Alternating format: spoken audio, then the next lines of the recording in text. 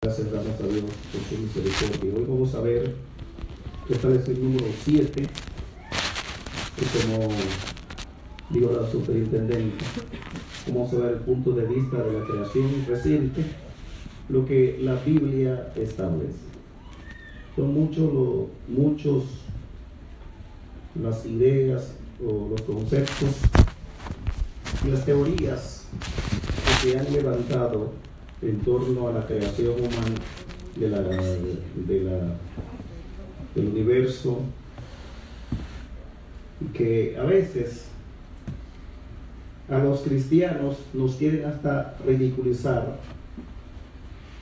con ideas que a veces ni científicas son, sino que son ideas de la mal llamada filosofía.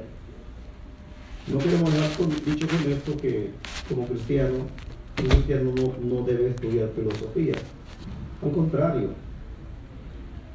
hay una parte de la filosofía, al igual que todas las carreras y las ciencias, que se apartan de la originalidad de la materia y presenta algunos postulados que se oponen a la Biblia. La buena filosofía, la buena ciencia, la buena psicología, la buena matemática, ninguna de esas ciencias, cuando es buena, se opone a la Biblia. Al contrario, la Biblia la confirma a ellas. Ahora, hay una área de la filosofía. Por ejemplo, nosotros usamos filosofía a diario.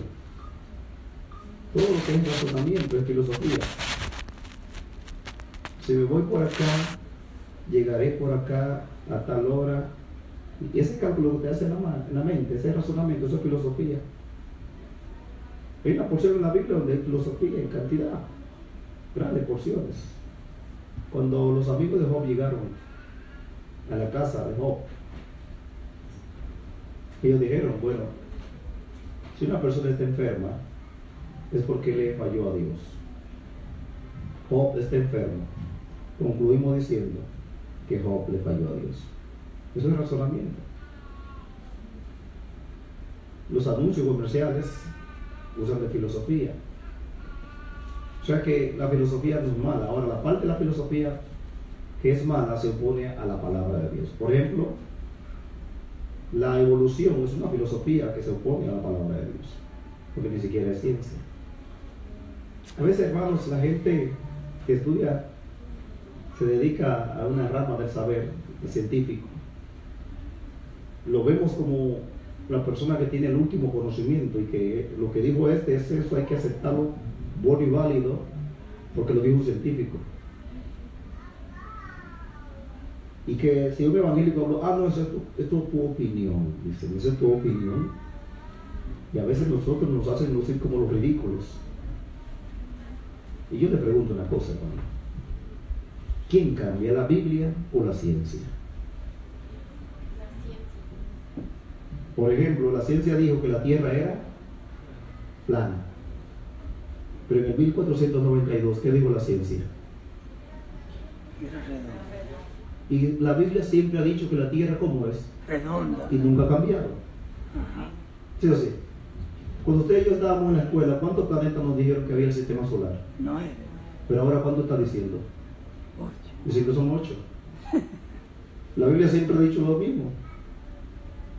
Si usted mira las leyes morales,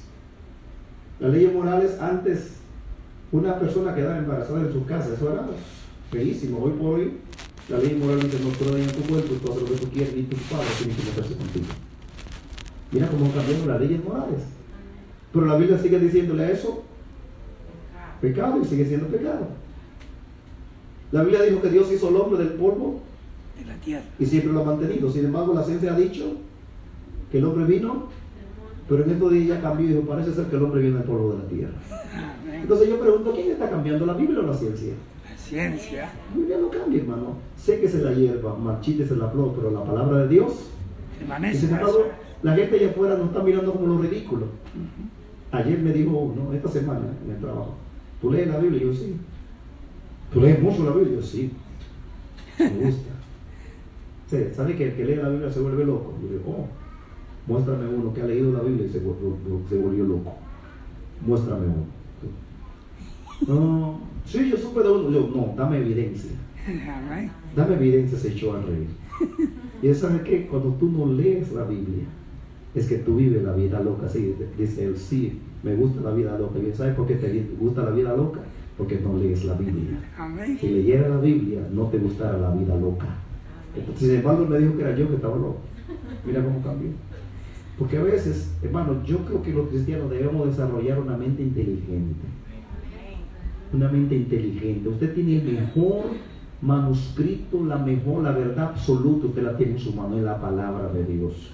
No se deje intimidar por ninguna mente filosófica que está infectada por el infierno y quiere hacernos ver lo ridículo cuando los ridículos son ellos, hermano.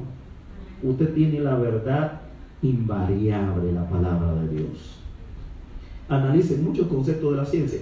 Que el café hacía daño, ahora que el café no hace daño. Que tal cosa hacía daño, ahora que no hace daño. ¿Quién está cambiando? Sin embargo, la Biblia siempre ha dicho lo que ha dicho, nunca ha parado de cambiar. Muéstrame una porción de la Biblia que dijo que Dios hizo al hombre del polvo de la tierra, y ahora aparece en la Biblia diciendo que Dios no hizo al hombre del polvo de la tierra. La Biblia no ha cambiado. No, que la tierra es plana. No es redonda, pero hace rato Dios había dicho que Él está sentado sobre el círculo de la tierra. Y siempre usted va a leer eso en Isaías, Dios está sentado sobre el círculo de la tierra. La Biblia no cambia, hermano. La ciencia que está cambiando continuamente. Entonces, ¿por qué cree que nosotros tenemos una idea? ¿Eso es tu opinión? No, eso no es mi opinión. Esa es la verdad absoluta que nosotros tenemos. Es invariable, no cambia. Porque es la palabra de Dios. Por eso hoy vamos a ver, después de ver esas otras teorías en torno a la creación, vamos a ver la verdad, el punto de vista de la creación. Vamos rápido. Ya la hermana presentó la introducción, no voy a preguntar nada sobre eso. Ni ese repaso, ya lo hizo. Vamos a avanzar y vamos a entrar en la parte introductoria.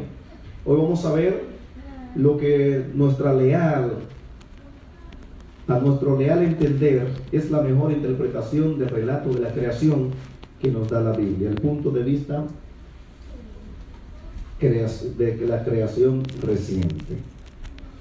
Ya esas teorías dicen que la Tierra, por ejemplo la teoría diaera, de que cada día representaba unos 7 millones de años, lo que implica que los cielos y la tierra se crearon unos 42 millones de años, según la teoría diaera. Y de hecho esa teoría ni siquiera es enemiga de gente enemigo, sino de gente amigo que han querido conciliar la Biblia con lo que la filosofía mala quiere enseñar, porque ni siquiera la ciencia.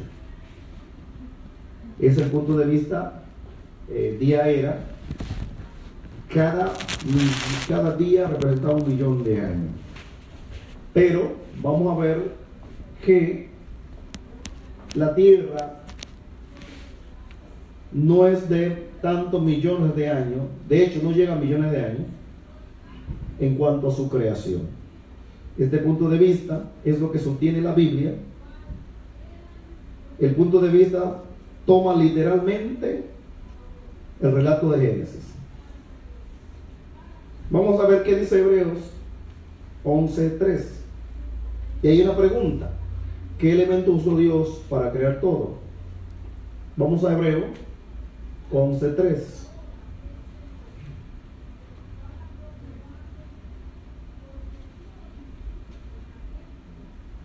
¿Quién me ayuda a leer? Y otro me busca Éxodo 20, 9 al 11. Por la fe entendemos haber sido constituido el universo por la palabra de Dios, de modo que lo que se ve fue hecho de lo que no se veía. Entonces, ¿qué elemento usó Dios para crear todo? De acuerdo a ese versículo. El evento.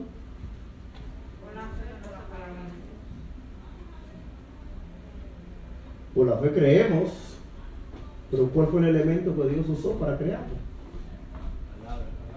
La palabra. Léalo otra vez.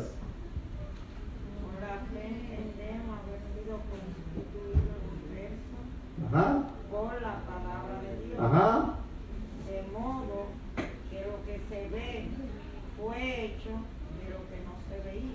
¿Cuál es el elemento que Dios utilizó para crearlo todo?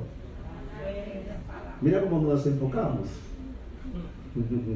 El versículo está diciendo, ¿cuál fue el elemento que Dios utilizó para crearlo todo? ¿Ah? De la nada, hermano.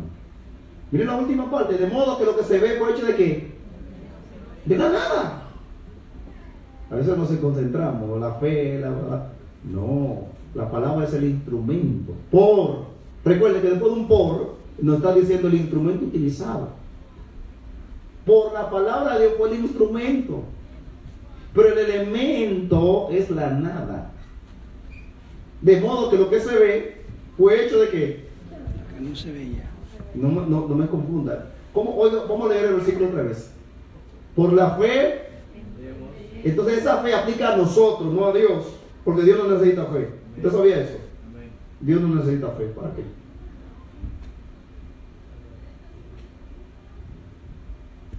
Nosotros por la fe entendemos haber sido constituido el universo. Y ahí me dice con qué instrumento fue hecho.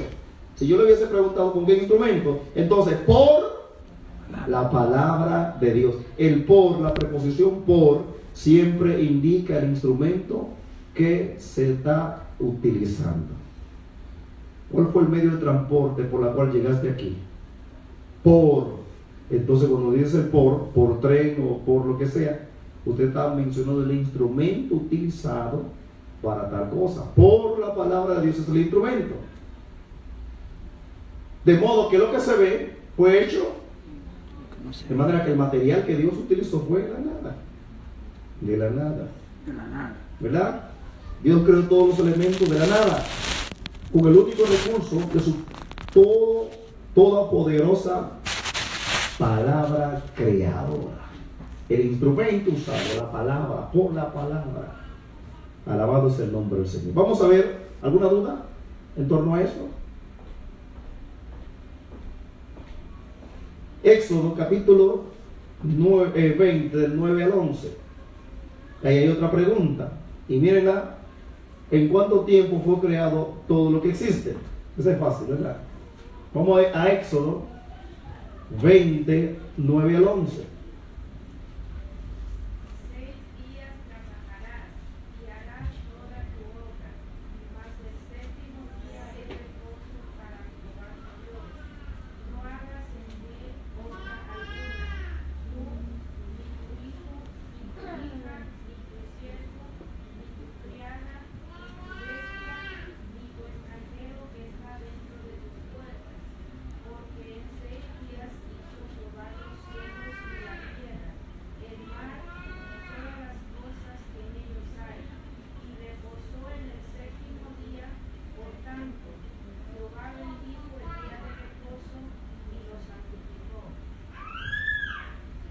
Entonces la pregunta es obvia, ¿verdad?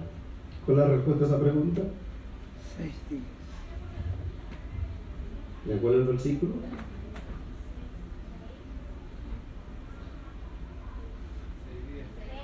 Pues sí, ¿verdad? Están como comiendo de siempre. En 6 días. Está claro, ¿verdad? Ok. Todo fue creado en 6 días literales, en 6 días de 24 horas.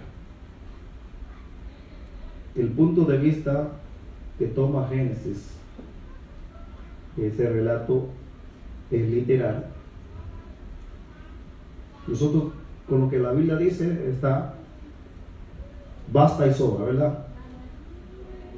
Pero hay algunos argumentos que vamos a ver brevemente y que dan, digamos, apoyan la idea de una creación joven que puede ayudarnos a fortalecer nuestra fe en lo que la Biblia dice. Note que Hebreo dice que por la fe entendemos haber sido constituido el universo por la palabra de Dios. La fe. La fe es confianza que uno pone en aquello que uno tiene razón para creer que eso es verdadero. La fe. Y hemos dado varios ejemplos de eso. Por ejemplo, usted está sentado en esa silla y se siente cómodo, no tiene miedo, no está asustado, porque tiene fe en esa silla, de que esa silla no lo va a dejar caer. Va a soportar su cuerpo todo el tiempo que usted está ahí, ya hasta no dormimos en ella. Y cuando uno se duerme pesa más, ¿sabe? Pues cuando el cuerpo está en movimiento, como que, pero cuando uno se muere o se duerme, pesa más, porque todo el peso lo deja, se desploma. Y como usted tiene confianza de que esa silla lo va a sostener, usted se arroja, se deja caer sobre ella sin ningún problema, ni miedo de que en cualquier momento se va a romper. Porque eso se llama fe. La fe es la confianza que ponemos en aquello que tenemos razón para creer que es verdadero. Verdadero y confiable. Porque hay cosas que son verdaderas, pero no son confiables. ¿Usted conoce instituciones que son verdaderas, pero usted confía en ellas? No. Yo creo que el banco que está en la esquina, yo sé que existe, es verdadero, pero no tengo mi confianza de poner mi dinero en él porque se puede perder. La Biblia no solamente es verdadera, es confiable.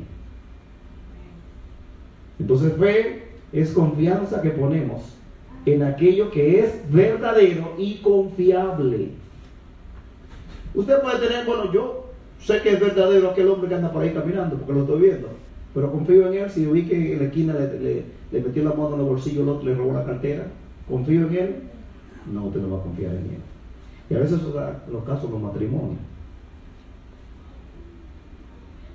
que la gente, uno de los cónyuges, le es infiel al otro.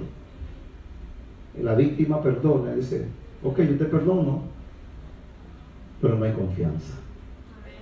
Y cada vez que ese hombre sale o esa mujer sale, dice, me estará engañando otra vez. Lo perdoné, pero, porque eso es otra cosa, uno perdona, hermano. Pero entonces el que ofendió tiene que restaurar la confianza, la confiabilidad en el otro, para que el otro vuelva a confiar en él o en ella. No confundamos una cosa. No, pero tú no me perdonaste. Sí, te perdoné, pero tú tienes que restaurar la confianza haciendo cosas que me hagan volver a confiar en ti. Que cuando den las 9 de la noche yo no vaya, esté pensando, ¿estará con la otra o estará con el otro? ¿O de verdad está trabajando horas extras? ¿O de verdad se le presentó un problema con el carro o con una dificultad? Entonces, en mi país había un refrán medio extraño que decía, cuando el perro que le gusta comer los huevos le queman la boca, bueno, aunque le quemen la boca, lo come otra vez, porque ya no hay confianza en él. Entonces, yo puedo creer que algo es verdadero, pero no confiar en él. Pero la Biblia es verdadera y es fiable. Por eso es confianza. La fe es la confianza que ponemos en aquello que es verdadero y confiable. Entonces, por la fe entendemos haber sido constituido, formado, establecido el universo por la palabra de Dios, no por un Big Bang, sino por la palabra de Dios, de modo que lo que se ve fue hecho de la nada, de lo que no se veía. Por ejemplo, datos que arrojan a tener confianza que esta tierra no es de millones de años. Un primero es, ¿cuál? El polvo en la superficie de la luna. Usted diría, ¿qué trae? ¿Qué tedioso? Yo no sabía que sentía eso. Mire, cuando el Apolo 11 llegó a la luna en el año 1969, se esperaba que en la luna, como los científicos dicen, que la luna y la tierra tienen la misma fecha. En eso estamos de acuerdo. Pongan ahí, porque el cuarto día fue que Dios creó las dos grandes lumbreras. El sol, para que se enseñorease en el día, y la luna, para que se enseñoreara durante la noche. Entonces los científicos dicen eso, y eso es verdad, que la luna y la Tierra tienen la misma edad. Cuando ellos mandaron el Apolo 11 a la luna, esperaban que iban a encontrar una cantidad, unos 54 metros, más o menos, de polvillo, porque la atmósfera de ellos, como no lo hay, todo ese polvillo se iba a acumular. Es como cuando usted deja de limpiar su casa un par de días, usted va a ver que se va acumulando un polvo. Se le acumula ese polvo. Hay un polvo cósmico que se va acumulando en la luna y en los planetas.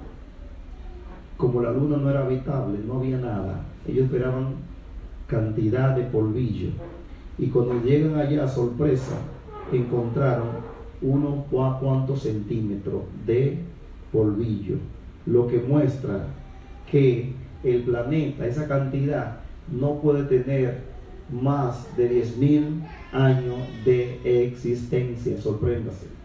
Ellos lo comprobaron en el 1969, pero esa información no se la arrojan a la gente, para que la gente siga creyendo que son millones de años. Pero ese polvillo, pregúntale, ese polvillo que encontraron en la luna, si la luna tenía tantos millones de años, la cantidad de polvo que van a encontrar allá era para tapar a una persona. Sin embargo, unos centímetros, unos 50 y pico de centímetros encontraron de polvillo, lo que muestra que la luna no puede tener más de 10.000 años de existencia, y por ende la Tierra, porque son de la misma edad. De manera que eso fue la sorpresa cuando se encuentra en la superficie lunar, que es un dato que nos da a nosotros más confianza al relato bíblico, que es real y que es confidente la palabra de Dios. O sea, ahí tenemos el polvillo de la luna. Otra cosa más que nos puede ayudar es la edad aparente de lo creado, y eso creo que lo mencioné hace unos días, pero quiero retocarlo.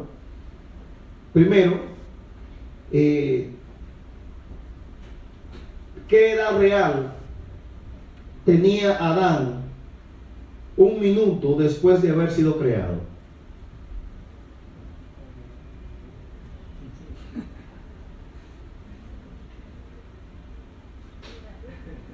¿Qué edad? Un minuto. Edad aparente. ¿Ah? 30 años, ¿verdad? Porque Dios, recuerden que Dios no hizo un bebé, Dios hizo un hombre ya listo. Apareció ese hombre, el tamaño del reverendo, más que el reverendo, porque se cree que Eva tenía como 9 pies de alto. A Noé se le estipula como unos 13 pies de alto, no, eran grandes. Y el pecado hasta nos redujo, mira mi tamaño. Y apenas tengo 5 o 6. Pero ellos eran altísimos. Dios hizo a Adán de una vez el tamaño que él iba a dar. La edad aparente, 30, 20, 25, 18, 20. Una edad que no era un bebé. Pero ¿cuál es la edad real? ¿Cuál es la edad real? Un minuto después de haber sido creado. Un minuto. Un minuto. Un minuto. ¿Verdad? El caso. ¿Cuántos anillos habrán tenido los árboles al minuto de haber sido creados? Usted sabe que la edad de los árboles se determina por los anillos. Dios creó los árboles, no árboles pequeños, sino árboles ya grandes. Si le contáramos los anillos, ¿cuántos años nos daría que tenían esos árboles? Cientos de años, ¿verdad? Sin embargo, un minuto de haber sido creado, ¿cuál era su edad real? Un minuto. Pero la edad aparente, cientos de años. Por eso no nos confundamos. Cuando usted oye por ahí, no, que hicieron, los paleontólogos encontraron un pedazo de un hueso de un dinosaurio y le aplicaron, dijeron que tenía 20 millones de años. Lo primero, que el método que ellos utilizan es fallido. El carbono 14, eso es fallido, como usted no se imagina. El argón, ese es otro método, fallido. Una vez de que tomaron una foca, le quitaron la piel y a los tantos minutos después le aplicaron carbono 14. Y el carbono 14 dijo que habían pasado 1500 años de que le habían quitado la piel a la foca. Hubo una descarga eléctrica que cayó sobre la raíz de un árbol y la solidificó. Le aplicaron el carbono 14 y dijo que tenía millones de años de haber sido solidificada. Porque para que eso solidifique algo, y ustedes lo han visto, hermano, por ejemplo, en su casa, cuando hay dos alambres eléctricos que se chocan, miren la punta del alambre cómo se pone. Se solidifica al instante.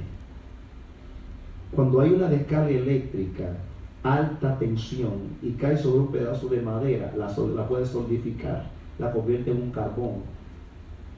Si le aplicamos carbono 14, va a decir que son millones de años, cuando eso pasó en el momento. Entonces, ese es un método que usa la ciencia para determinar la edad de los fósiles. ¿No? Por eso, ese dinosaurio, ustedes ven en los museos, el gran dinosaurio, mira lo que tamaño era. ¿Usted cree que todos esos huesos eran de dinosaurio? No. Eso lo reconstruye con material, con yeso. Eso lo reconstruye, hermano.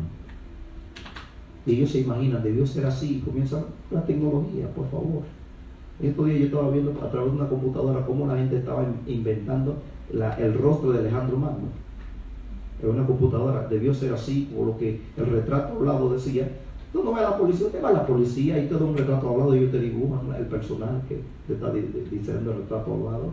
Porque la gente, el ser humano, tiene la capacidad de poder escribir, dibujar. Por eso por ahí hay que tener el rostro de Cristo. ¿Quién vio a Jesús de la gente moderna? En el tiempo de Cristo no existía computadora, ni cámara, ni cámara fotográfica. ¿Usted cree que Cristo era popular en su tiempo? No, hermano, la gente no quería saber de Cristo. Después que Él muere, es cuando dicen, alguno verdaderamente será el Hijo de Dios. Pero Cristo no era la persona que la gente, los grandes querían poner su atención en Él. Entonces, por eso usted ve, la gente dice que hacemos imágenes de Cristo. No haga imagen porque usted nunca lo vio. Y por eso la Biblia prohíbe eso. No haga imagen de lo que está arriba en los cielos, ni en la tierra, porque usted no sabe exactamente qué es la imagen de Él.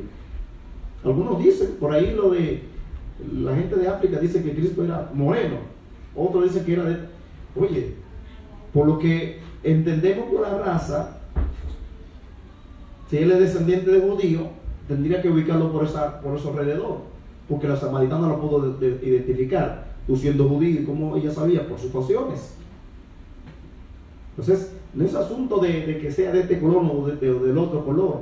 Lo asunto es que no comencemos a hacer conjeturas, a decir que era así o asado, porque no había fotografía para poder guardar una imagen de Él y poder verla hoy. No, ese es el Cristo que murió en la cruz del Calvario. La ciencia, la arqueología y todo eso han buscado diferentes metodologías para determinar la edad, pero que eso han fallado, esas cosas. Son intentos fallidos. La edad de los árboles por los anillos se determina. Si cuando Dios creó los árboles no hizo árboles pequeños, Dios lo hizo ya grandes.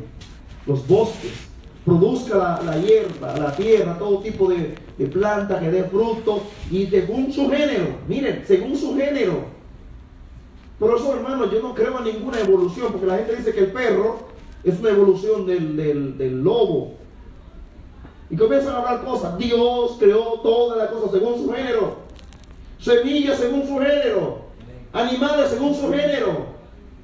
Dios lo hizo todo. Gloria a su nombre para siempre. De manera que a veces la gente quiere venir a ridiculizar al evangélico, pero si uno no conoce la verdad y aún conoce la ciencia, dice, espera, pero mira aquí, las leyes de la termodinámica. Y no son asuntos que usted tiene que ir a la universidad a aprenderlo, hermano, porque a veces el concepto, no, porque yo no fui a la universidad, yo apenas sé leer mi nombre. Bueno, ya usted tiene lo básico, sabe leer. Si usted sabe leer, solamente leer, informarse. Es informarse nada más. ¿Cuánta gente no? Que ya mi mente no da para nada. Mire, hermano, el ser humano nunca deja de aprender. Nunca deja de aprender. Usted no tiene que ir a ninguna universidad para conocer, es sencillamente tener hábito de lectura. Y ojalá pueda ir a la universidad. Y a la edad que tiene, salir con un master degree. No importa, usted lo puede lograr. No, que ayer me contaban de personas que eran prácticamente iletrados, y hoy me cuentan el esfuerzo de esa persona, cómo fueron a la escuela, se hicieron su high school, la terminaron, fueron a la universidad y hoy están trabajando como licenciados, como doctores. Yo me he sorprendido. Qué bueno es cuando la gente, usted puede hacerlo. Aquí hay muchas damas, caballeros, que se han dado de alta ellos mismos. Yo no doy para nada, usted sí da. Usted tiene la mente de Cristo. Usted puede hacerlo. Así que usted está animándose ya a la escuela, vuelva. Le animo que vaya. Capacítese. El error que la mayoría de nosotros los padres hemos cometido es decir a nuestros hijos que vayan a la universidad para que se gradúen, para que consigan buen trabajo, para ganar buen dinero. Esa es la idea en todos nosotros. Y por eso usted ve que nuestros hijos van a la universidad y eran evangélicos y se olvidan del evangelio, porque ellos fueron a hacer una carrera para hacer buen dinero, porque lo hemos mal orientado. ¿Por qué mejor no lo orientamos y decimos, vaya a la universidad y capacítese para que sirva mejor a Dios con ese conocimiento que te va a adquirir? Capacítese. ¿Quién era Pablo?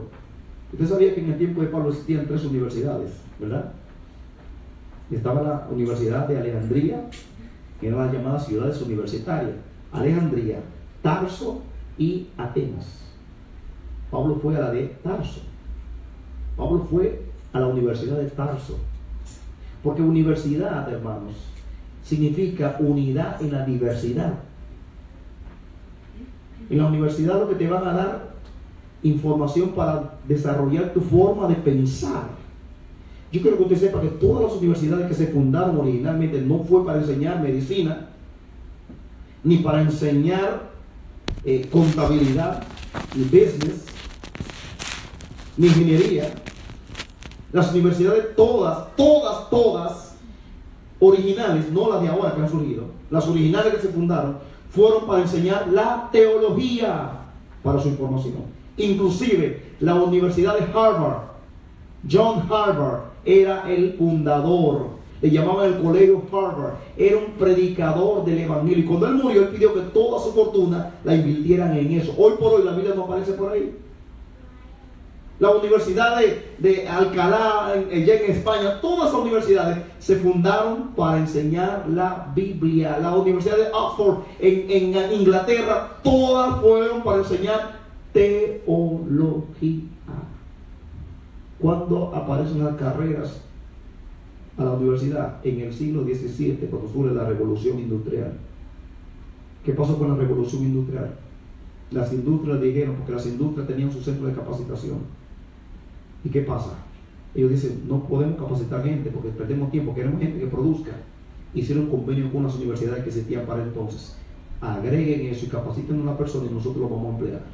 Y así fue como vinieron introduciendo carreras de business, de ingeniería, de la universidad, y comenzaron a sacar la Biblia hasta que la sacaron definitivamente. Y hoy por hoy se fundan universidades con una mente en Biblia, porque para ellos eso no existe. Pero hay que volver a los orígenes, para que usted sepa el origen de la cosa. En universidades no se enseñaba ingeniería. La ingeniería civil, ¿por qué se le llama ingeniería civil? Porque antes eran los militares que la hacían, los romanos. Usted no ha oído el refrán que dice todo camino conduce a Roma. Porque los romanos hacían tanta carretera y puente, era para conquistar. Los romanos eran los especialistas haciendo calle por donde quiera, para que el ejército cruzara e ir a conquistar las naciones. Después que eran solamente los militares que hacían eso, y después se la pasaron a los civiles, por eso se le llama ingeniería civil, porque ahora el que no es militar está construyendo puentes.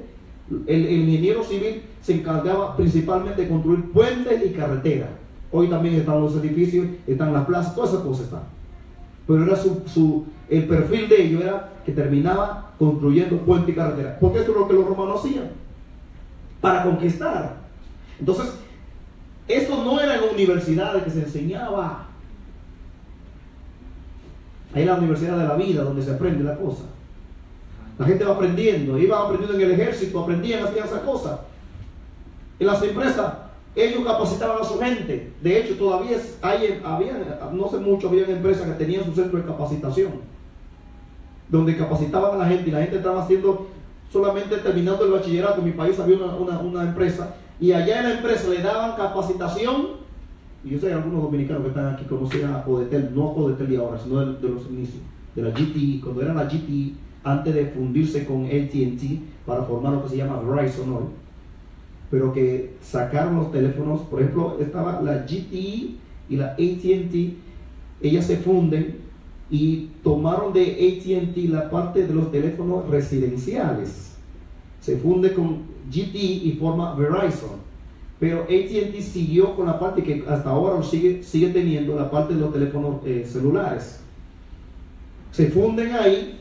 Esa empresa antes en mi país, la GTE, era la llamada Compañía Dominicana de Teléfono, Codetel. Ellos tenían un centro de capacitación y la gente solamente era bachiller, entraba allá y le daban toda la capacitación y terminaban dándole título de ingenieros, porque lo capacitaban. Después ese centro desapareció y hicieron convenio con institutos como el de Loyola, que estaba en San Francisco, en San Cristóbal, Instituto Los Salesianos y otras universidades, hicieron convenio con ellos. Entonces la gente iba allá, se capacitaba y Codetel lo empleaba. Eso es lo que hacían las empresas, no eran las universidades, porque las universidades se fundan para enseñar teología. Pero mucha gente no sabe eso. Dice, no, porque yo soy universitario.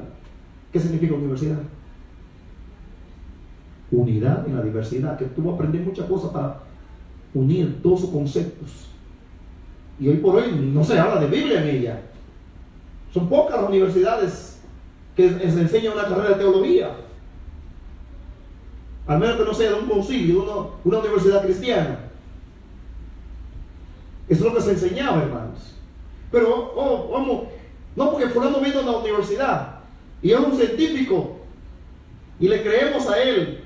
Pero tú que hablas de la Biblia, eso es tu creencia.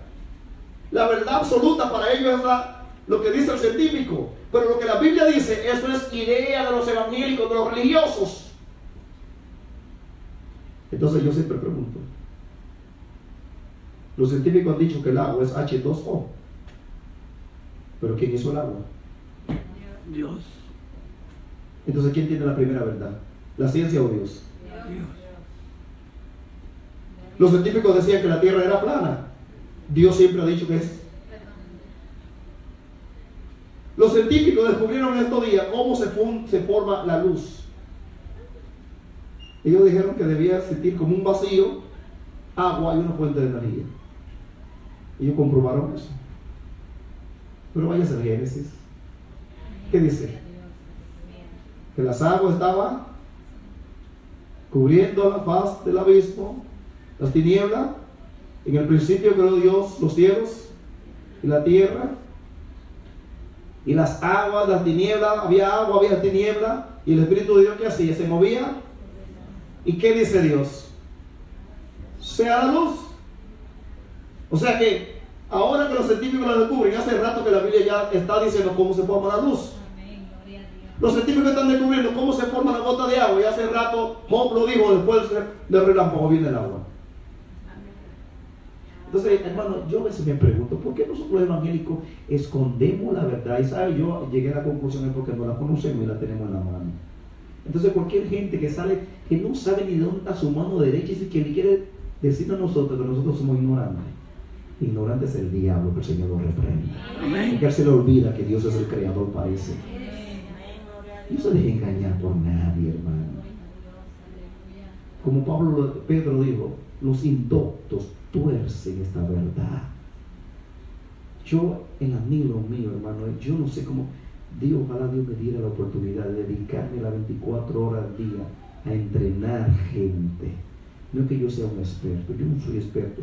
Yo voy a entrenarme para entrenar a otro, para que pensemos inteligentemente a la luz de la Biblia. El que estudia la Biblia se hace inteligente, hermano. Amén. El que estudia la Biblia como dice la palabra, se hace inteligente, y no para mostrar inteligencia, sino para convencer a la gente de que la verdad bíblica es la fundamental. La ciencia se humilla, está por debajo de lo que la palabra de Dios dice. El universo, ¿cómo se fundó? Pregúntale a ellos cómo se hizo el universo. Ellos te van a decir todo tipo de teoría, pero denme una razón.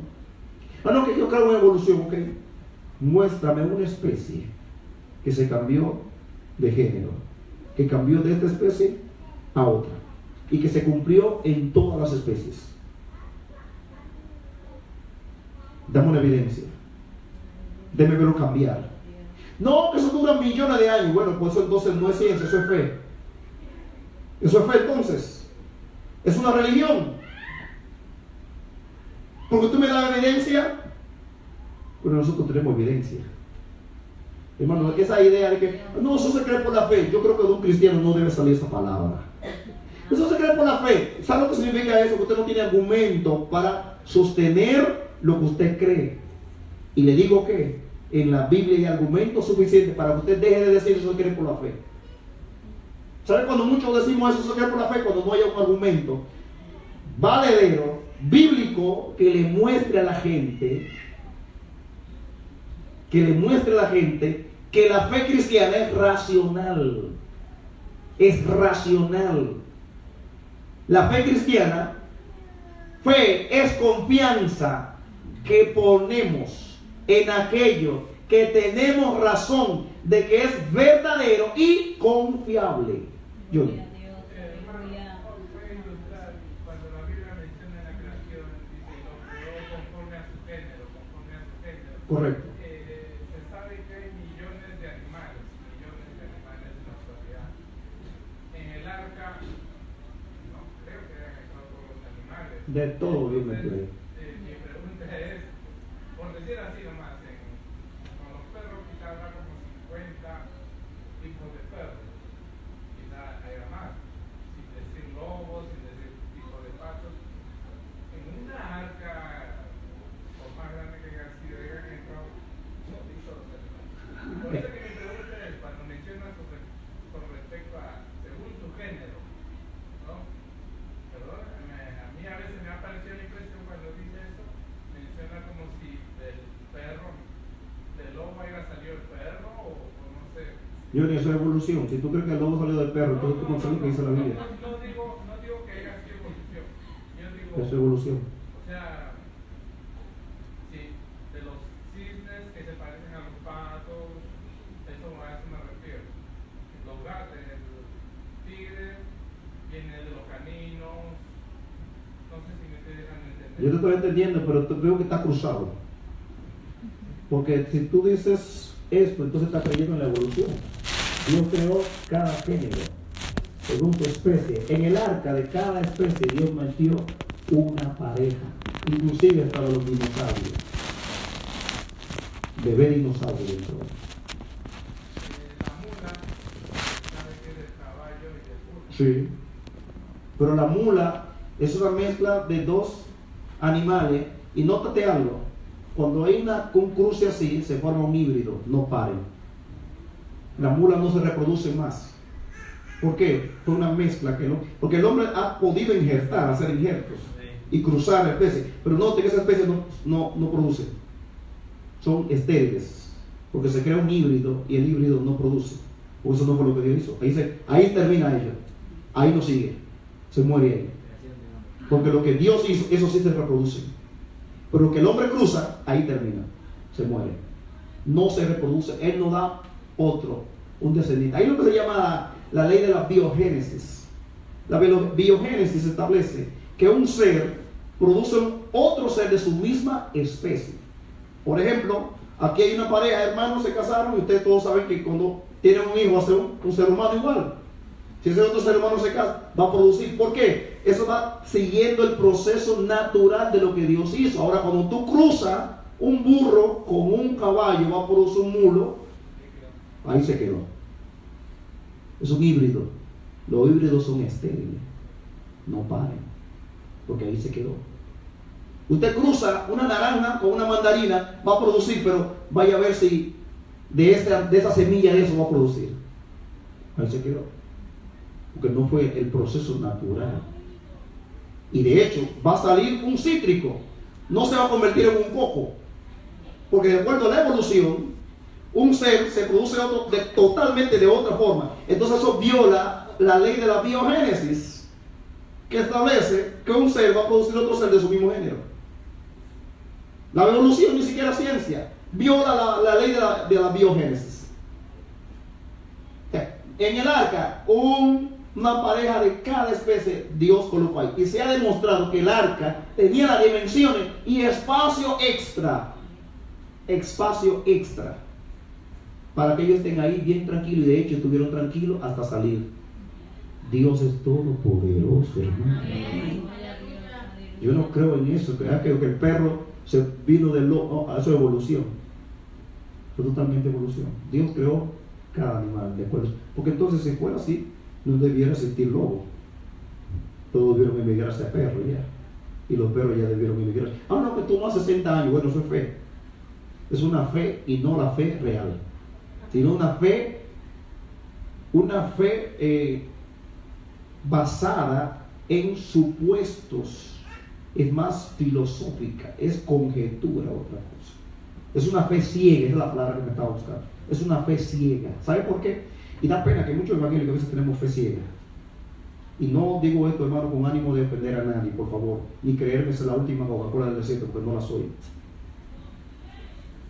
Pero cuando uno no investiga la fuente para dar un argumento razonable, entonces terminamos diciendo, eso se cree por la fe.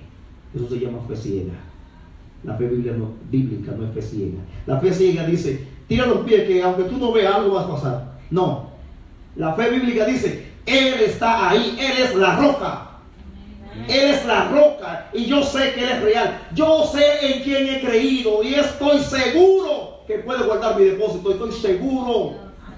Fe es el documento de propiedad del terreno, que aunque no lo veo, pero tengo el documento en la mano. Eso es fe.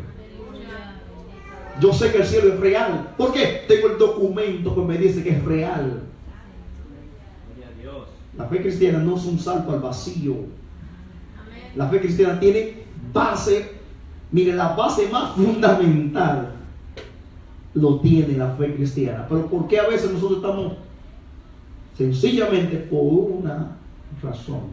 Porque no dedicamos un tiempito a investigar la evidencia que la tenemos ahí. Que Pedro dijo, tenemos la palabra profética más segura a la cual debemos poner atención.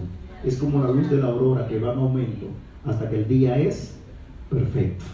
La ciencia ha estipulado muchas cosas, hermano. Mire, yo soy hombre de ciencia, sin ánimo de ninguna de show off, mucho menos. Yo hice una ingeniería, estaba haciendo otra. Yo conozco ciencia, pero ¿sabe lo que a mí me ha dado razón para vivir? Este libro me ha dicho a mí, primero me dijo, tú eres un pecador y tú sin Dios eres nadie. Yo tenía 12 años de edad. Yo iba a la iglesia, mi padre me llevaba a la iglesia, pero yo iba como muchacho a la iglesia, hasta que un día me encontré con el autor de a esa edad que me dijo, yo estaba teniendo un sueño, y no es que yo quiero basar en un sueño, pero que vi una multitud que iban caminando, y era gente vestida de blanco, pero yo notaba que cuando iban llegando a cierto lugar comenzaban como a ascender, y yo me mandé a correr, y me puse detrás del último, y él me miró y me dijo, para unirte a esta fila tienes que convertirte. Yo tenía como 13 o 12 años de edad. Adolescente, tiene que convertirte. Yo iba a la iglesia, yo tocaba una guitarrita y yo estaba en la iglesia, pero cuando tuve ese sueño, yo dije, cuando hagan llamado en la iglesia, me voy a convertir. Y estaba predicando, yo estaba anhelando que termine el predicador para yo pasar. Por eso a veces yo creo, yo no es por mi mensaje que usted se va a convertir, es porque hace rato ya Dios trabajó con usted. Y yo estaba ahí a esa edad, hermano, y cuando terminó el predicador, no recuerdo quién fue, pero sí recuerdo a Cristo que me presentó. Cuando él hizo llamado, yo pasé. Ese muchacho, nadie me puso atención, pero hoy yo estoy dando mi testimonio cómo yo me convertí.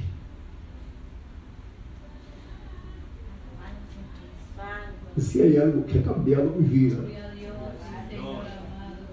se llama el Evangelio.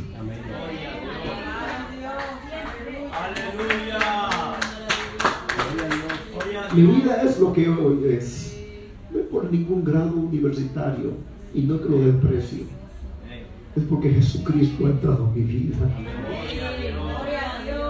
y me ha hecho un hombre nuevo, hermano. Gloria a Dios por el Evangelio. El Evangelio es lo que cambia el hombre, hermano. El Evangelio es un freno a la corrupción. El Evangelio es un freno a la ignorancia. La palabra de Dios hace sabio el sencillo. No crea que porque usted lea la Biblia usted se va a hacer ignorante, ni se va a hacer loco, como aquel me dijo: tú lees la Biblia, te vas a volver loco. Dame evidencia de alguien que ha leído la Biblia que se ha vuelto loco. No lo hay. Es lo contrario. Cuando usted lee la Biblia, no para polemizarla, no para contradecir a nadie, no para estar de arrogante porque yo tengo conocimiento, sino para vivirla. Su vida y la mía va a ser diferente. No leamos la Biblia para decir: voy ahora a apabullar a este, a demostrarle que yo sé. No, hermano, yo me acerco a este libro todos los días. Señor, ayúdame que ese libro me cambie más, porque yo tengo muchas cosas que tengo que cambiar. Yo no soy perfecto. Yo soy un pecador arrepentido. Yo soy un santo pecador. Y cada uno de este libro, Señor, cuando lo leo, Dios mío, ayúdame. ¿Cuánto me falta todavía? Estoy en pañales, pero gloria a Dios que por lo menos tú permites que tu palabra llegue a mi vida, hermano. Lo que cambia esta sociedad, lo que va a cambiar esta sociedad, lo que va a cambiar tu vida, no es que te damos una oportunidad en la iglesia. Es cuando tú aprendas a vivir la palabra de Dios. Es cuando yo aprenda a vivir la palabra de Dios. A esa edad, Dios me encaró. Y yo dije: yo tengo que convertirme. Necesito a Cristo. Y a esa edad yo acepté a Cristo como mi Señor y mi Salvador. Y usted diría: ¿cómo? Mis padres me llevaron a la iglesia desde niño. Pero a esa edad Dios me dijo: no porque tu padre te lleve. Ahora es tú que debes tomar la decisión. No es asunto que papá, no mi padre ni mi madre, sino yo, Señor, necesito la oración. Soy yo, no mi papá, soy yo ahora. Y de esa edad yo me convertí a Cristo. Y ha sido lo mejor que me ha podido pasar. Lo mejor que me ha podido pasar. Y le pido a Dios: Señor, ayúdame. Que si de apartarme de ti, mejor. Si mañana tú sabes que yo, mejor que me lleves hoy.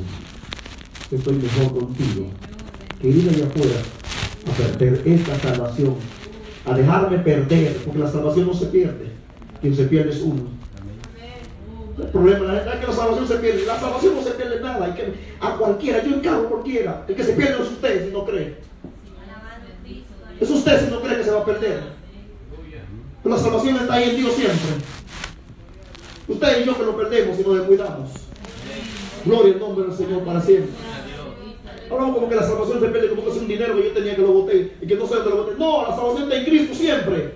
Siempre ha estado en Cristo. Y si usted la quiere, usted puede encontrarla en Cristo. No está perdida, está en Cristo.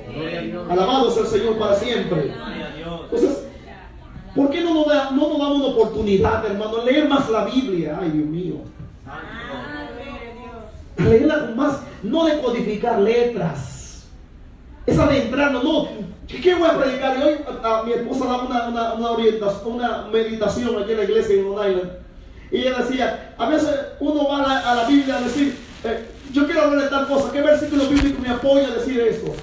No es asunto de qué versículo bíblico me apoya, hermano, eso es incorrecto. Es que, Señor, ¿qué versículo yo voy a sacar para sacar qué mensaje de ese versículo? No yo ir con un título para buscar un versículo para apoyar ese título. A la Biblia no se va con un tema. A la Biblia se va con un hombre para extraer el tema. Porque el tema está en el texto. No soy yo que le doy el tema. Es el texto que me da el tema a mí.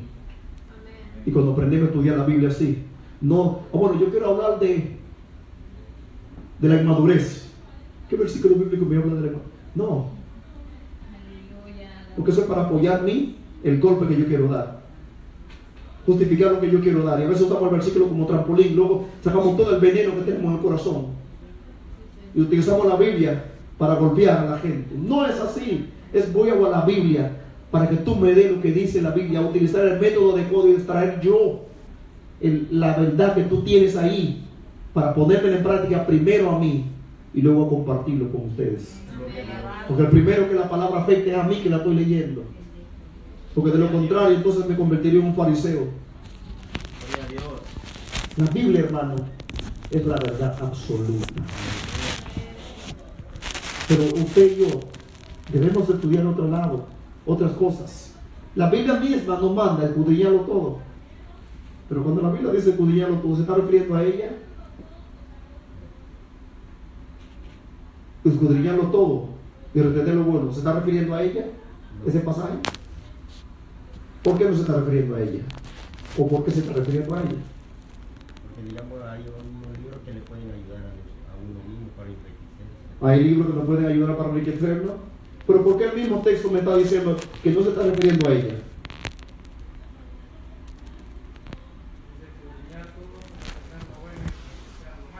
Ajá. En la Biblia no hay nada malo para rechazar. Todo es bueno. Por ende, cuando ella se refiere a eso, no se refiere a ella, sino a las otras fuentes. A las otras fuentes de afuera. Porque todo que hay en ella es bueno. Porque si fuera ella, no dijera rechazar lo malo, retener lo bueno. Y en otra palabra, deja lo malo. Todo lo que hay en la Biblia es bueno. Ese versículo me está diciendo, examina la ciencia también. La filosofía, examínala. La psicología, examínala. La anatomía, examínala. Ahora hay cosas que riñen contra la Biblia, recházalo. Pero lo bueno que ella tiene, cógelo. El mismo Pablo no le dijo, hablándole a ellos de ustedes tienen un filósofo llamado, y le habló de ese filósofo. ¿Qué es lo que implica eso? Que Pablo leía la filosofía griega. Y vuelvo y repito, usted no tiene que ir a una universidad, sencillamente tener hábito de lectura. Y hoy por hoy, ¿cuánta información hay? Antes yo tenía que ir a una biblioteca a buscar información. Hoy por hoy, a la luz, no de un clic, de un tap, usted tiene información. Quiere investigar sobre algún tema, usted, un tap, y en el mismo celular aparece tanta información. Hoy por hoy, la información es lo que más hay. Pero lo que pasa en la era donde más hay información es cuando más desinformados estamos. En la era de la comunicación es cuando menos comunicados estamos. Es sencillamente deseo de leer. No crea que ves usted, no, pero mira el hermano, seguro se dedicó 20 años a estudiar en tal universidad, en tal lugar para tener tanta capacidad, y estamos mirando al hermano. Y a veces no es que fue para ningún lugar, hermano, a ningún lugar, sencillamente se puso a leer. A leer. Leer. Retenía lo bueno y lo malo lo deja. ¿Cuántas personas hemos visto que son así?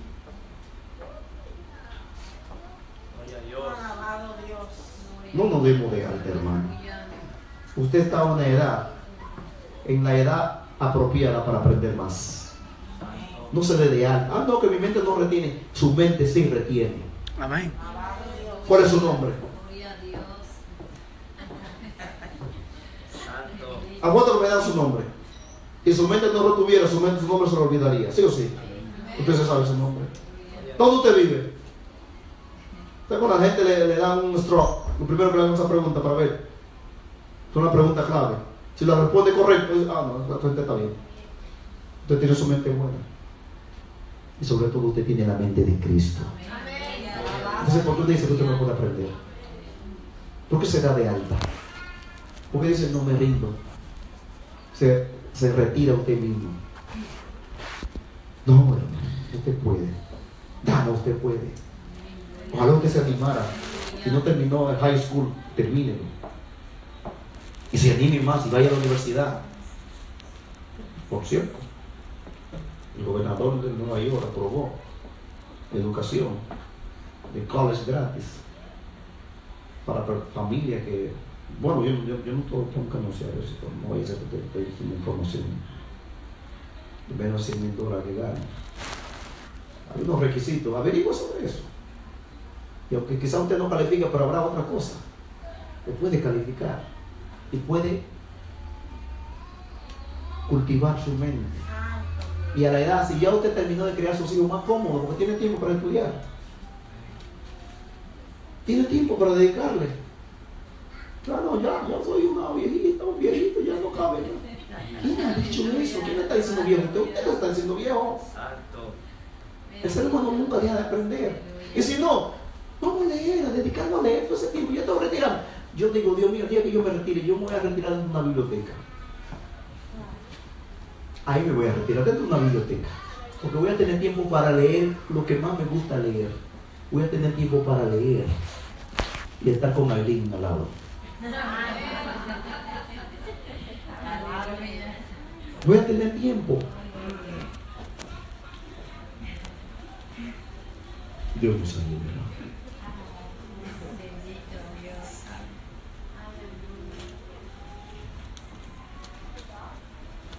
¿Qué sucedió con los dinosaurios y los distintos estratos geológicos?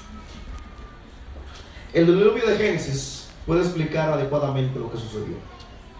La muerte de ellos, cambios geológicos producidos por este cataclismo, el relieve cambió, los dinosaurios murieron, muchos.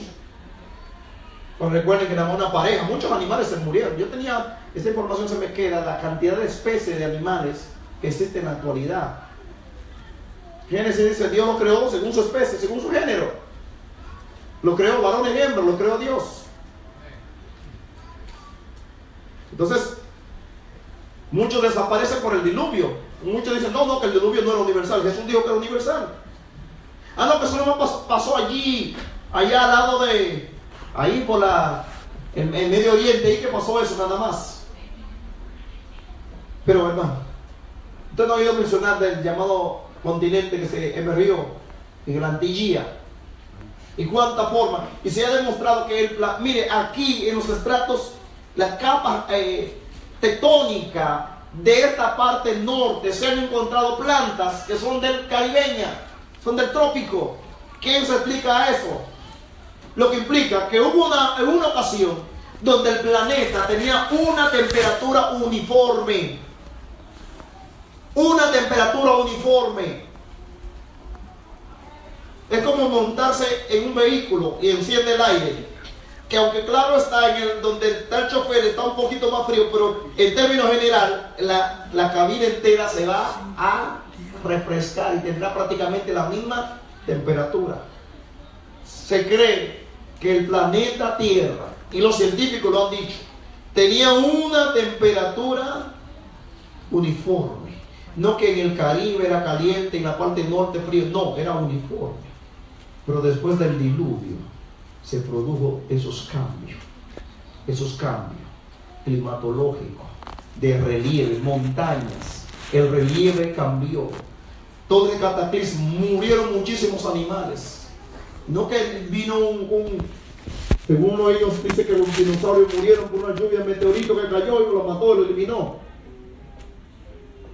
¿Qué base tienen ellos para eso? Pero la Biblia me da base para creer y que se ha encontrado y que la ciencia ha descubierto y la arqueología que sí es verdad lo que el diluvio fue real y fue universal. Entonces eso explica la desaparición de los dinosaurios, porque hay muchos cristianos que dicen no, que los dinosaurios no existieron. Claro que existieron, pero no en estratos, en época diferente a la época del hombre. Dios lo creó, los grandes monstruos marinos, Dios lo creó. Pero el diluvio se fueron muchísimo, la mayoría. La condición original de la tierra era informe y vacía, o sea, no tenía forma. Eso es la Biblia de una versión que lo traduce así. Esto significa que Dios creó los elementos que luego usaría para dar forma y llenarla. Si usted mira los elementos de la tabla periódica que existen en la naturaleza, nuestro cuerpo contiene de los mismos elementos químicos que tiene la tierra, lo tiene nuestro cuerpo también. Lo que muestra que Dios fue tomando de los elementos que hizo, formó primero, comenzó a formar cada cosa. No dijo Dios produzca la tierra, no dijo Dios produzca la tierra, y después dice, ahora hagamos al hombre a nuestra imagen, conforme a nuestra. ¿Y qué hizo Dios? Tomó del polvo de la tierra y formó un muñeco, un hombre, y le sopló en su nariz, sopló aliento de vida. A mí me llama la atención que en hebreo dice de las vidas. Eso puede tener varias aplicaciones, pero hay uno que informa, dicen que la aplicación puede darse en el siguiente, en que Dios primero crea al hombre, porque Dios ha creado seres humanos de 4 formas diferentes. La primera forma de crear seres humanos fue sin mujer y sin hombre. Del polvo de la tierra hizo Adán. Pero con un hombre y sin mujer, Dios creó otro ser humano. De la costilla de Adán hizo otro ser humano, a Eva. Pero con una mujer y con un hombre te hizo a ti, me hizo a mí. Pero con una mujer y sin hombre, entonces vino Cristo. Dios ha hecho seres humanos de 4 formas. Por eso Dios hace el primero y hace el segundo, pero después a ellos lo sopló, le dio las vidas. Lo que muestra que en Adán ahora, cuando Adán tiene un hijo, ahora no es a imagen de Dios.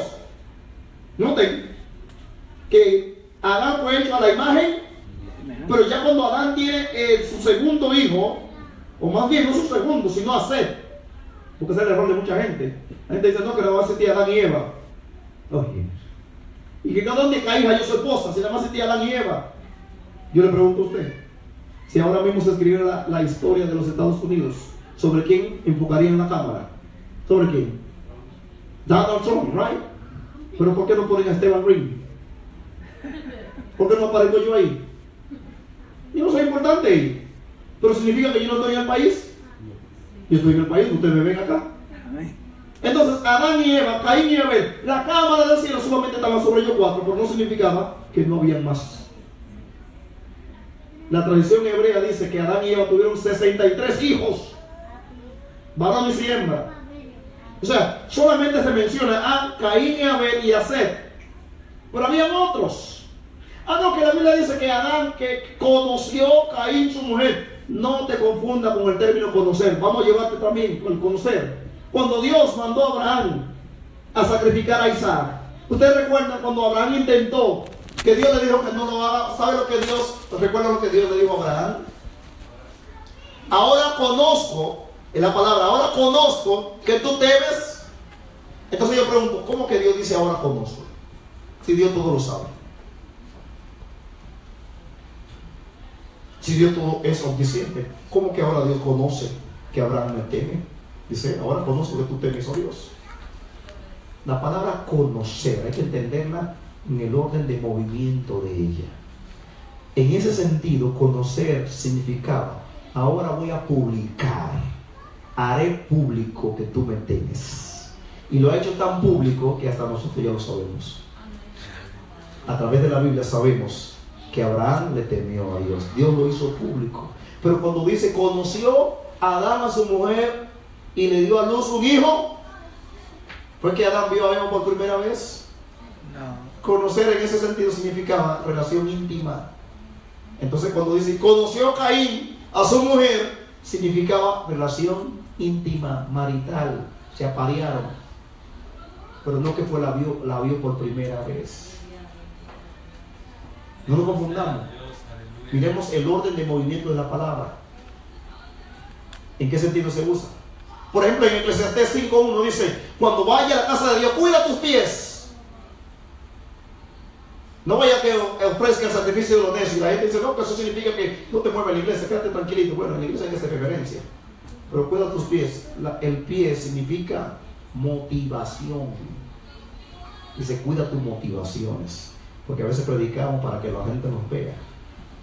Y este día de hoy yo decía, yo tengo 6 años viniendo a Queens a dar esta clase. ¿Cuál es mi motivación viniendo para acá?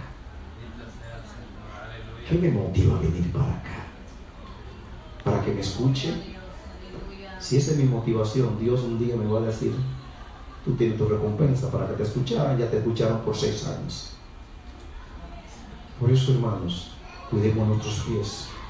¿Cuál es nuestra motivación? Por eso hay que mirar la Biblia e interpretarla correcta. Conoció.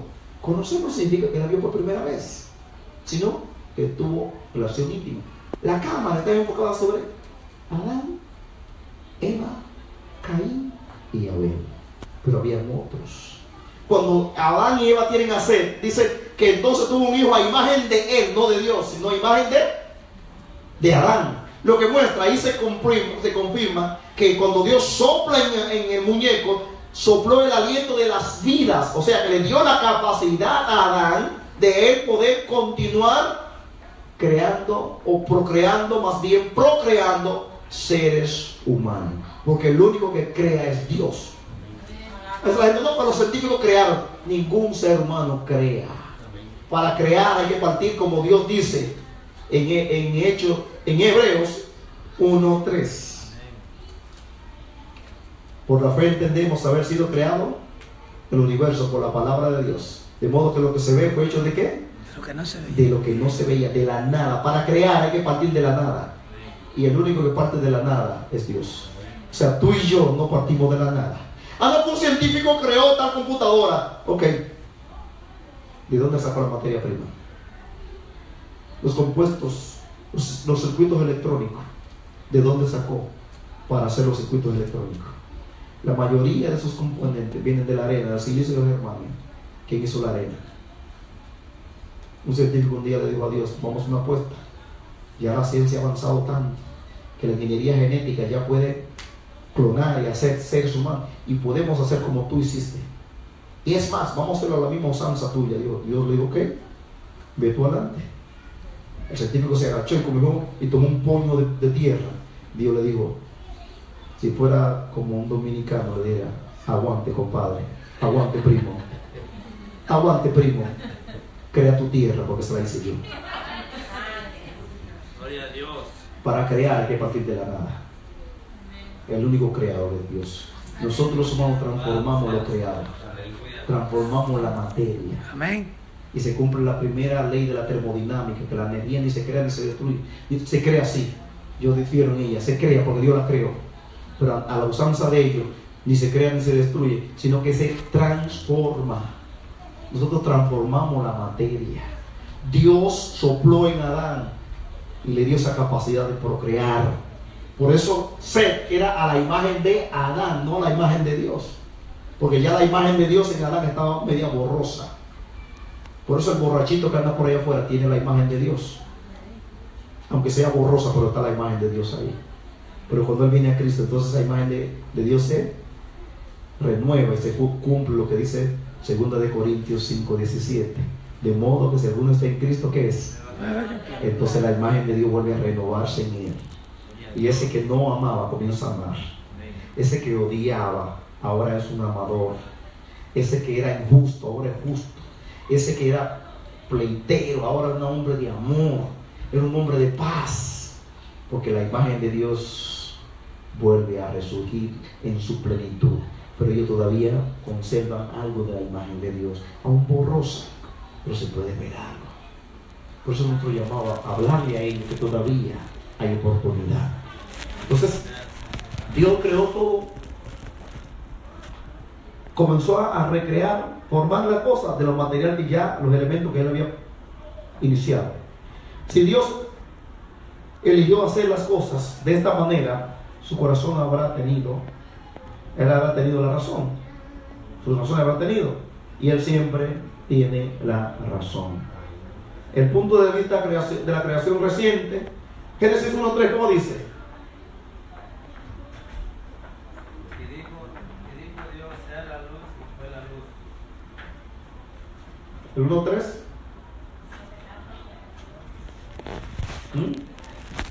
A partir del 1:3, ¿verdad? A partir del 1:3, entonces Dios comienza a decir cómo se hicieron las cosas. En el 1:1 y 1:2 dice: en el principio creó Dios, Dios en el principio creó los cielos y la tierra estaba sin forma, vacía. Y a partir del 1:3 entonces comienza a decir, a dar detalles. O sea que 1:1 y 1:2 sencillamente un bosquejo genérico, y no que no había ninguna brecha entre Génesis 1:1 y 1:2, no ninguna brecha, sino más bien se está diciendo en términos generales. Cuando usted lee un libro y ve la introducción dice todo lo que ese libro va a tratar, pero no te da los detalles. Sencillamente en la introducción, si el libro está bien escrito, con solamente leer la introducción, usted puede saber de qué va a tratar el libro. Pero en la introducción no le dan detalles, porque introduciéndolo. En el día de hoy vamos a hablar de la creación. Vamos a ver algunos detalles de la creación importantes que, bueno, yo le estoy diciendo, ya usted tiene la idea de qué vamos a hablar, pero ahora estamos entrando en los detalles, ¿verdad? Eso mismo pasa con Génesis 1:1 y 1:2, y a partir del 1:3 comienza los detalles de cómo él lo hizo. De manera que ahí no hay ninguna brecha. Por ejemplo, ¿cuándo se revela Satanás? Porque de acuerdo a la teoría de la brecha, hubo un cataclismo y que la tierra, dicen algunos que fue la caída de Satanás que produce ese desorden y luego Dios comienza a reordenar las cosas. Pero, ¿cuándo surge? ¿En qué momento surge Satanás en escena? Como lo que él es. Génesis 3. ¿Qué dice Génesis 3? Pero la serpiente era astuta más que todos los animales del campo, que Jehová Dios había hecho, la cual dijo a la mujer, porque Dios os ha dicho, no comáis del árbol de la fuerza. Allá aparece en escena, pero no está diciendo que ahí comienza. Es cuando aparece en escena. Si usted va al 1:31 hasta el 1:31, ¿qué dice el 1:31? Bueno y en gran manera, lo que muestra que hasta ahora no había nada malo en la tierra. No había diablo todavía. Por eso creemos que la caída de Satanás fue después de la creación del hombre. Fue mucho después de la creación del hombre que cae Satanás. El orgullo, la envidia comienza a partir de ahí. De manera que podemos creer ahí que a partir de este momento, después del sexto día, aparece en escena. O sea, se revela. Porque hasta ahora no todo era bueno. Ya cuando el versículo que lee la hermana es cuando ya está en escena. Pero su rebelión fue en un momento después del sexto día. Porque hasta ahora todo era bueno y en gran manera. De manera que ahí aparece en escena este enemigo que ha distorsionado tantas cosas. El Señor lo reprenda. Amén. Ahora, ¿cuál es el papel de la fe? El papel de la fe en la aceptación de este y otros puntos de vista sobre la creación. La fe, ¿qué me ayuda a leer ahí?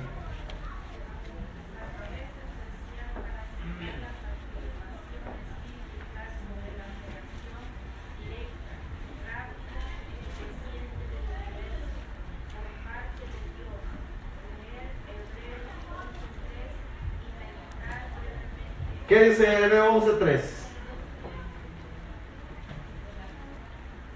Por la fe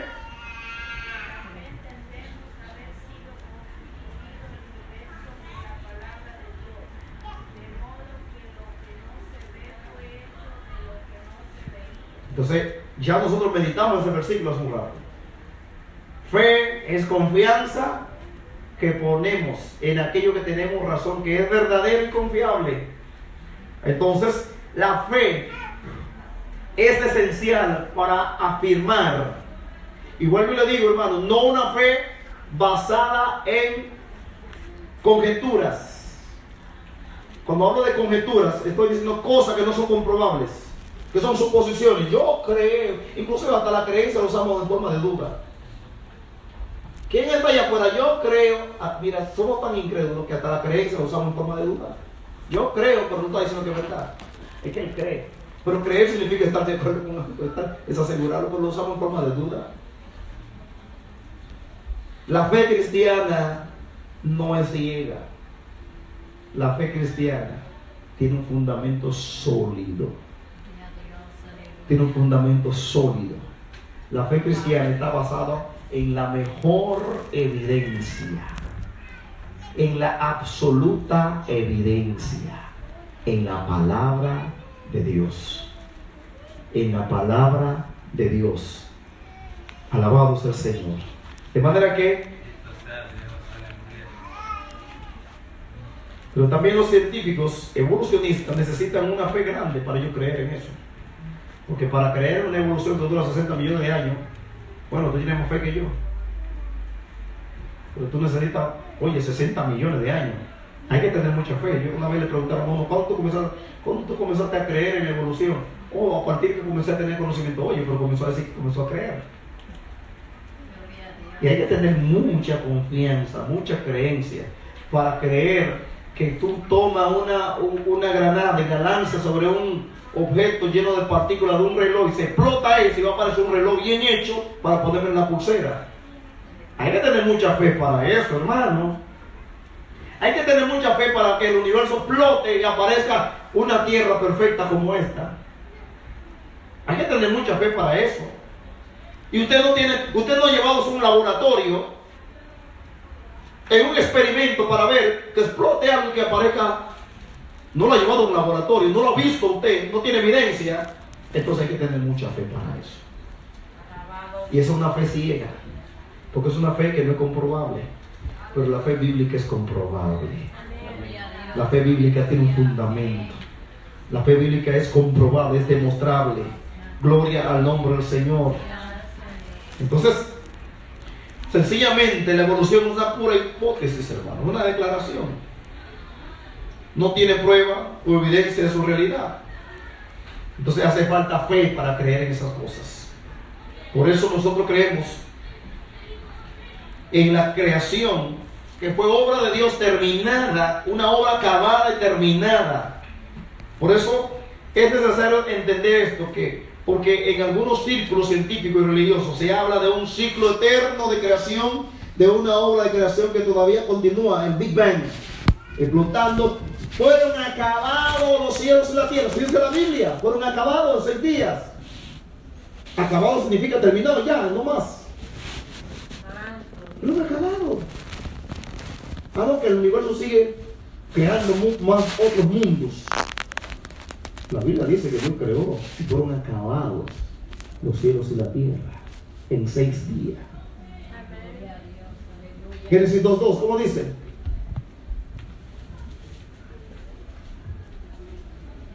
Y acabó Dios en el día séptimo la obra que hizo, y reposó el día séptimo de toda obra que hizo. Ahí está. Dios acabó la obra creativa de su universo físico. ¿Qué nos enseña 2 de Pedro 3? Alguien me busca, por favor, 2 de Pedro 3, 10 al 13 y Apocalipsis 21:1. Ajá.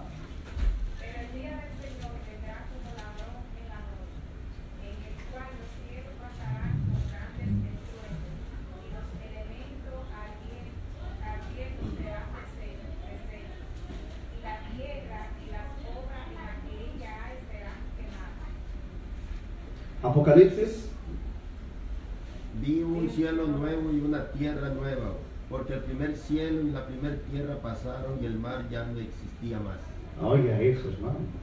Se habla de que habrá una nueva creación, de que esa tierra va a desaparecer. En un día, a mí me gusta estar mirando cosas de la ciencia y estaba viendo una información científica sobre unos elementos que están en el universo que le llamamos agujeros negros, de black hole. Dicen los científicos que si uno pone un dedo en un agujero, si podría poner un dedo, le desaparece el dedo, porque todo lo que se mete ahí desaparece. Y ellos dicen que el centro de la Vía Láctea, que tú ves que es una espiral que viene así, porque tiene un núcleo, que ese núcleo se cree que es un agujero negro, porque está inactivo, es como un volcán inactivo, y que de algunos millones de años, según ellos, ese volcán se pondrá en actividad y todo el sistema nuestro se va a desaparecer por ahí, para crear otro nuevo mundo. Y digo, wow, cuando me voy acá, y ahora ustedes lo están descubriendo, si ya yo lo sabía hace rato, los elementos ardiendo se fundirán, y la tierra y la obra que en ella hay, ¿qué pasará con ella? Por eso Apocalipsis dice, yo vi un cielo nuevo y una tierra nueva. En griego hay 2 palabras para nuevo, una es neo y otra es caíno. Neo significa nuevo, pero es como una copia de un libro viejo. La copia es nueva, pero viene de un libro nuevo, de un libro viejo. Pero caínos significa algo nunca visto, algo, una nueva, un diseño totalmente diferente al anterior. Y la palabra que utilizan en Apocalipsis 21 para cielo nuevo y tierra nueva es Caíno, indicando que será una tierra diferente, con cualidades diferentes a esta. De hecho, en ella no habrá mar. Apocalipsis 21 dice sí o sí. El mar no existirá más. Lo que implica que estamos frente a una nueva creación. Y cuando yo leí eso de la ciencia, ese video, que la Vía Láctea, este volcán, este agujero negro se pondrá en actividad y todo se va a desaparecer por ahí. Si usted va a Apocalipsis capítulo 20, versículo 10, creo que el 10, vamos a ver si hay. Apocalipsis 20, 10. Y el diablo que lo engañó. El 20, 10. ¿Dice eso? Pues vamos a hacer 21, 10. Oh, no, el 21 no tiene, no puedes. 21, 20, 11. Y vi un gran trono blanco. Ajá. Y al que estaba sentado en él, y delante del cual huyeron la tierra y el cielo, y ningún lugar se encontró para ellos. Oh, dice, huyeron los cielos y ningún lugar. Significa eso, que desaparecieron. Y cuando habla de los cielos, estamos hablando de la morada de Dios. Si no, hay 3 cielos. Cielo donde vuelan las aves, la atmósfera nuestra es un cielo. El segundo cielo es donde están las estrellas. Y el tercer cielo es la morada de Dios. ¿A qué cielos? Dice cielos en plural, sí o sí. ¿Los cielos? ¿El cielo? Ok, el cielo donde muera, donde están los astros. Ese cielo desaparece con todos los astros. Dice, y la tierra, ningún lugar se halló para ellos. Ningún lugar se halló para ellos. Desaparece. Entonces ellos dicen que esta tierra va a desaparecer, según ellos, en ese agujero negro. Entonces, cuando la ciencia descubre algo, hermano, mire, debe decirle algo que se quede sentado eso. Lo que la ciencia dice de verdad es palabra bíblica cumplida. Cuando la ciencia dice algo que es correcto, es porque la Biblia es comprobación de una verdad bíblica que hace rato ya se dijo. ¿Usted comprende eso? ¿Usted capta esa idea? ¿Me doy a entender más bien? Repito, cuando la ciencia emite algo que es verdadero, es la comprobación de algo que ya la Biblia lo dijo. Cuando la ciencia descubrió y dijo, verdaderamente la tierra es redonda, hace rato ya la Biblia lo había dicho. La ciencia está diciendo que este universo va a desaparecer en el agujero negro, que es el centro de la Vía Láctea. Pero hace rato la Biblia lo dice. Vi un cielo nuevo y una tierra nueva, porque el primer cielo, la primera tierra, pasaron. Y vi un trono blanco, y delante del cual huyeron los cielos y la tierra, y ningún lugar se encontró para ello. Más claro de ahí. ¿Dónde buscar? Si va a Mateo 24, va a encontrar cuando Jesús da la profecía de que el sol y la luna no darán su luz. Hace unos días atrás yo leía sobre el almanaque mundial y decía que el sol, de acuerdo a su tamaño, corresponde a las estrellas enanas. Y a su color corresponde a las estrellas amarillas. Y que las estrellas amarillas, al paso de unos millones de años, se convierten en estrella blanca, y de estrella blanca se convierten en estrella negra y pierden su luz. Y ahora que usted lo sabe, cuando la Biblia hace rato me dijo que el sol y la luna ya no van a dar su luz, porque si el sol pierde la luz, automáticamente la luna la pierde, porque la luna es un satélite que refleja la luz del sol. Entonces, ¿quién tiene la razón, hermano? La Biblia sigue teniendo la razón. Amén. Cuando la ciencia dice algo correcto es porque es confirmación de lo que ya la Biblia ha dicho hace rato. De manera que, ¿qué nos enseña estos versículos? Que habrá un cielo nuevo, que habrá una nueva creación, que habrá un nuevo universo. Dios va a crear. Dios va a destruir los cielos y lo que actualmente existe para crear una morada eterna donde el tabernáculo de Dios va a descender a esa. Ahí estaremos por toda la eternidad, disfrutando de una nueva creación. Y no crea que vamos para el cielo, no vamos a estar todos los días de rodillas. Seguiremos llevando nuestra vida normal ya, pero con la ventaja de que no habrá ladrones, ni mentirosos, ni hipócritas, ni pecadores, ni cansancio, ni vejez, ni muerte, ni diablo, ni demonio, Si no, estaremos trabajando como siempre, pero no trabajando como aquí trabajamos en la tierra. Estaremos gobernando, seremos reyes y sacerdotes en esa nueva creación, donde el Rey será nuestro Señor y Salvador Jesucristo. Allá nos conoceremos, claro que nos conoceremos. Allá disfrutaremos, pero no tendremos memoria de la otra cosa. Y si recordamos cualquier cosa de un familiar que tuvimos y que no pudo llegar allá por alguna razón, no nos va a afectar, porque hoy eso nos molesta porque somos controlados por las emociones, pero allá no seremos controlados por las emociones. Hoy somos Pneuma Suche. Pneuma Suche en griego significa alma, o soma suche, debo decir. Soma, la palabra soma en griego es cuerpo, suche es alma. O sea, hoy tenemos un cuerpo controlado por las emociones, por el alma. ¿En qué lugar tenemos un soma neumático? Soma, un cuerpo neumático espiritual. Un cuerpo espiritual no es controlado, será la parte espiritual que nos va a controlar, no la parte emocional. Por eso allá no nos entristeceremos, allá no tendremos dolor, ni odio, ni ninguna de esas cosas, porque esto se vive aquí, porque tenemos un cuerpo controlado por las emociones. Aquí nos desmotivamos, allá no nos desmotivaremos, porque no seremos controlados por las emociones. Lo glorioso de ese lugar. Allá seremos adoradores, porque la parte que adora es la parte espiritual, la parte emocional hace allante, pero después se cansa. Pero verdaderamente la adoración sale del espíritu. Eso lo dijo la samaritana, que adoraremos al Padre en qué? En espíritu y en verdad. Y como seremos seres controlados por los espíritus, no significa que seremos fantasma. Tendremos cuerpo de carne y hueso, no sangre, pero no seremos vampiros, porque la vida de nosotros hoy depende de la sangre. En la sangre que se lleva el oxígeno al cerebro. Por eso una gente tiene problemas, un derrame cerebral, ya hay problemas porque ya el oxígeno no está llegando a la célula del cerebro.